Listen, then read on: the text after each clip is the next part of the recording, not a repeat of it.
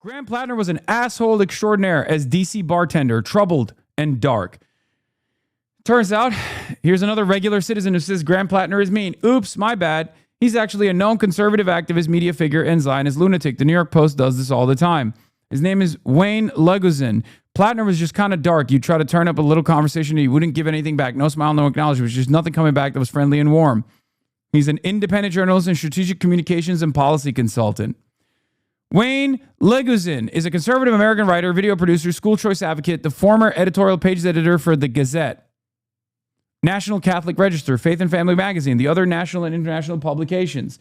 By the way, this is the peak of opposition research, that Graham Platner was a fucking asshole as a bartender. Like this right here, by the way, this right here is a perfect example. From the newspaper that brought you, Hamas was doing organized and directed mass rapes on October 7, comes another hit. Graham Platner is actually a rapist domestic abuser. And this guy immediately fucking eats it hook, line, and sinker. Graham Platner fantasizes about committing rape to show how dominant he is. Imagine what he did to Iraqi and Afghan women if this is how he talks to American women. Like, what the fuck is that? What the fuck? What does that take?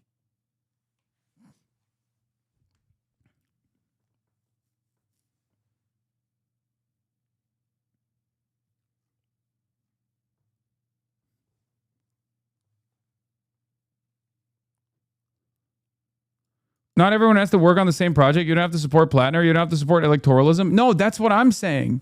Exactly. Fuck it. Who cares? You don't. I mean, you're a Cypriot. You're a Cypriot Australian living in Argentina, making American dollars in Argentina, a much poorer country.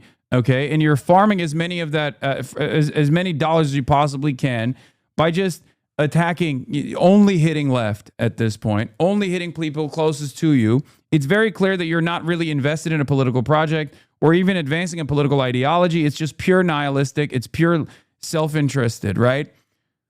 But like at the end of the fucking day, just what is the purpose of all of this, right? Like, what do you achieve with all of this? Is your goal to just like make sure Susan Collins is the next fucking senator? Is that what it is? Republican majority?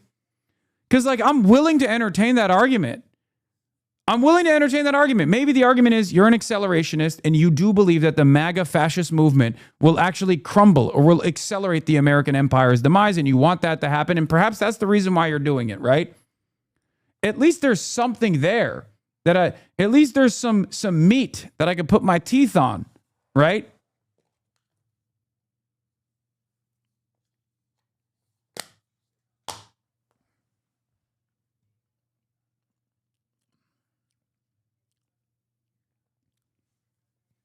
Like, what's the argument? Is that an argument? I mean, it is an argument, but is that your argument? Yeah, these chatters can't distinguish between choosing not to support Platner actively and making your entire online persona opposition to him. Yeah, that's it. I understand people being like, I disagree, but I at least understand people being like, I can't see myself endorsing a person that like, is a war criminal. I suspect that he did war crimes. He doesn't seem repentant about his service. All this stuff, right? I can't endorse this person. I can't trust this person. And there are plenty who have said that in the pro-Palestine movement, right? But even those people see the New York Times article and all the other fucking, opposition, all the manufactured outrage that's coming out on the Platner side, and even they realize like, okay, something indecent is happening here, right? But I don't even expect that. I don't even expect you to recognize that you probably shouldn't be aligned with the New York Times on someone that you have declared as insufficiently anti-Zionist, right? But what you could do is, let your arguments exist in the world, and that's fine. And then fucking move on to more productive shit. You know what I mean? Talk about Israel's impact in Latin American elections and Latin American countries, if you want to cover that. There are a million different things that you could be working on right now that's South America related or even the United States of America related. There's plenty of fucking things happening here. But if all of your focus is literally constantly posting about Graham Platner and you're posting in an identical manner to like some of the craziest fucking pro-Israel posters out there, at a certain point, I'm like, are you getting fucking paid? What's happening? Are you getting paid by the same exact Hasbara agents? You look like and you sound like a Fed. You look like and sound like a wrecker. Dr. Adam Hamawi is also a vet, so anti-vet stuff is not even consistent. No. I've heard people fucking shit on Adam Hamawi as well. Yes, for being a combat surgeon. Yes. There are people who are just objectively insane. You have to understand, we have this tendency on the left to assume that just because people say the right things or use the right language or say that they're leftist, that they're always going to be on the right side of every issue and that they all have their fucking same like ideological boundaries and they've, they have the same fundamentals. Their worldview is anchored around the same like moral compass. It's not the case. Some people are just fucking insane. You can be an insane socialist, okay? What the fuck? Being anti-vet is now considered insane? Grumpy Iraqi, if you're literally talking about Adam Hamawi, a combat surgeon who was just a medic, so he didn't just patch up the American troops, he patched up Iraqis as well, okay, who literally went to Gaza to serve the children of Gaza. Yes, you're a fucking psychopath. I can say that. I do, yes. Yeah, you're a psychopath. Like, literally, you're a psychopath at that point. He's a fucking medic, dude. He's not even... Like, what are we talking about? What the fuck are we talking about?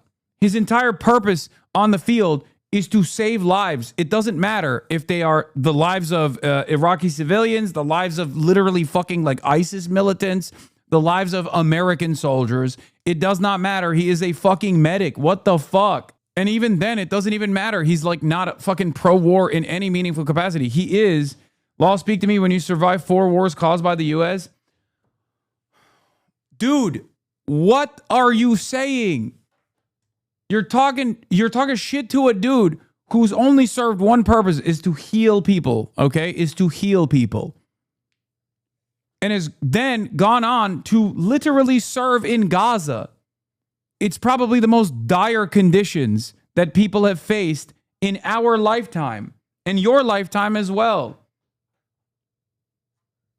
I'm sorry, being against that level on the principled anti-vet stance that you have is no longer a principled stance. It sounds fucking insane. It is literally crazy. Especially considering that there is no reason to believe that Adam Hamawi is not openly anti-American imperialism. He has served the victims of American empire a lot more than you have, a lot more than I have. I'm no longer talking about Graham Platner. I'm now talking about Adam Hamawi. Dude, if your pro-Palestine advocacy revolves around literally saying a doctor that went to Gaza and risked his life to save the children of Gaza is bad, you have lost your fucking mind. Okay? I will never understand this personally because it's fundamentally at odds with my worldview. I've talked about it as well a million times over, and I will always fucking repeat it. No one is completely irredeemable, okay? Obviously, the bigger the crime, the harder it is for you to redeem yourself. But everyone's on their fucking personal journey. And we don't have the numbers to turn around. We don't have the numbers to turn around and cast aside people on the basis of their veteran status. There's a fuck ton of anti-imperialist veterans in this community. I will always fucking stand by them. Okay? I'm not a troop exploder, edgy, ooh, look at me type lefty. I'm not.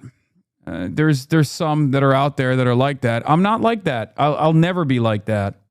We need the numbers. We need the numbers. I'm a numbers guy. We need the numbers. Okay?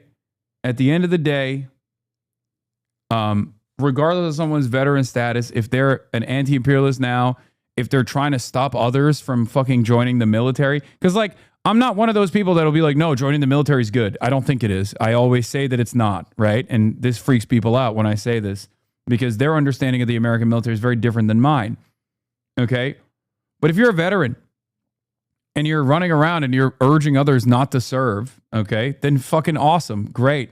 I'm not one of these like, hoorah, the American military is fighting for our freedoms out there type people either. But it is totally ridiculous and unbelievably unproductive. I feel like every veteran has murdered children, and they're completely fucking irredeemable, and fuck them all. Because like, you don't got the numbers, you don't know how to fight, you don't have anything. You're just chirping. How are you going to fucking build a broad coalition? Point to any singular instance where there's been any kind of successful organized movement, whether it be labor militancy or an outright revolution, that has not actually had a robust number of fucking veterans, robust number of military officials, people in the military, people that have served in the Tsarist army in Russia, people who have served in the KMT forces in China. It just never happened. Well, I think candidly, the Democratic Party's come up short in a lot of ways in terms of like whitewashing our candidates and being so morally elitist and kind of entitled at times. We have to be willing to get dirty. His baggage is nowhere near their baggage. We're talking about people that are felons and people that take bribes. I really kind of think that we all have skeletons in our closet and we've all made mistakes. Also, people forget Maine is literally like 98% white. And I mean like non-Hispanic white, okay? White, Wonder Bread white. So if you think these guys are going to be like, wow, this is a bridge too far for me, you're wrong. Especially when we're younger. Yeah, a big part of Lenin and Bolshevik strategy was by appealing to disgruntled Russian vets and their families. No, you don't understand. Lenin was also unprincipled and was engaging in tailism. Okay? Lenin was an opportunist. Lenin was an opportunist. He was engaging in tailism. He was obviously leaning into the reactionary attitudes of disgruntled veterans. And therefore, everything that he did was bunk. He was not a real revolutionary. I'm a real revolutionary. Okay? And that was really a refrain we heard time and time again, this kind of redemption arc. We can, have faith and forgiveness, given that he might have changed his ways or improved his life. Well, I think candidly, Lenin was bald at 20, deeply unserious. There's one candidate running the U.S. Senate in Maine who understands that we cannot continue a rigged economy in which 60% of our people live paycheck to paycheck while top 1% have never had it so good. We cannot allow for the first time in modern history our younger generations to have a lower standard of living than their parents. We cannot continue to corrupt campaign finance system which allows billionaire-funded super PACs to undermine our democracy and buy elections. We cannot continue to be the only major country on earth not to guarantee health care for all as a human right. We cannot continue as a tax system in which billionaires often pay a lower effective tax rate than truck drivers and nurses. We cannot continue to spend huge amounts of money on illegal, unconstitutional, endless wars. We cannot continue to allow the Republican Party to control the Senate and push towards Trump's oligarchic and authoritarian agenda. And there's only one candidate who will do something about it. That candidate is Graham Platner. And he stands by Graham Platner. Meanwhile, the New York Post has done it. They've defeated Graham Platner. Think about all the column inches and headlines devoted to Graham Platner over the past week versus Ken Paxton, and then tell me again we have a liberal media. Well, it is a liberal media. It's just a liberal media that is also openly pro-Israel. I'm sorry, but you're comparing dirt poor conscripts that have fought for 4 years in one of the most brutal and pointless imperialist wars to U.S. professional army soldiers that by joining the military automatically become middle class. I have tried not to chime in because it doesn't matter, but people are delusional. Yeah, the impact is still the same. Okay, you're not adjusting to their material conditions. Okay, they could have been a dirt farmer instead of joining the Tsarist army. Like, it doesn't matter. We're literally you have to adjust it to modern day American material conditions. Like, that's it. Also, it's really funny to be a Marxist and then use terms like middle class. I think it will help Platner that he's younger than the majority of Maine voters. The average age in Maine is 45, but among voters, 68% are over 45. So voters will see him as a young man who made mistakes. Yeah. And if you don't want to use the Tsarist forces, which were obviously conscripted, you can use the example of the KMT.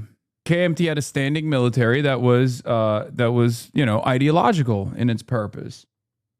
Platner is advocating for their interests. Collins isn't. That's why they like him. It's not more complicated than that. Yeah, no, that's... Wait, what? Platner is advocating for their interests? Collins isn't... Oh, you mean the Mainers. Yeah. You are a filthy incrementalist and will be tried for your crimes of stifling revolutionary sentiment when we finally achieve true socialism on my neighborhood commune in 50 years? Yes. This is exactly what Mike has been saying. It's only either outsiders with a half grasp of American politics and overeducated leftists who just aren't used to seeing actual working class candidates. Liberals have the issue, obviously. I brought this up as well. The amount of smoke that people have for Graham Platner as opposed to like Pete Buttigieg has been very interesting. And I think it's literally because most academic leftists have never actually encountered someone that hasn't fantasized about being president since the age of like 8. Because in American politics, we usually don't have that. Okay?